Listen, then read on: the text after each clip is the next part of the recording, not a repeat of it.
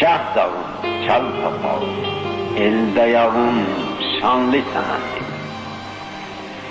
Şah davul, çal papal, elde yavrum şanlı senedi. Başı tufanlı sen.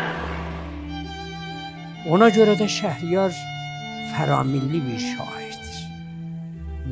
Məsələn, Firdevsi fəramilli bir şair ola bilmir. Firdevsi özünə bir dünya yaradır və o dünyanın içində möcüzələr göstərir. Şəhriyar isə, mən istəmirəm müqayisə eləməkdən bəzi şairlərin şənini gətirəm aşağı. İstəyirəm o məfhumu çatdıram. Şəhriyar isə hesar çəkmir.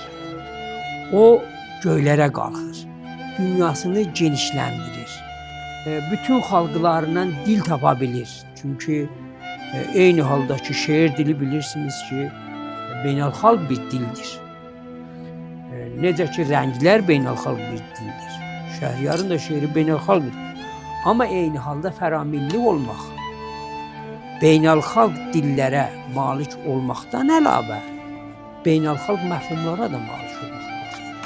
Yəni Einsteinlə Şəhriyar əgər dil tapırsa, bu fəramilli bir şairdir.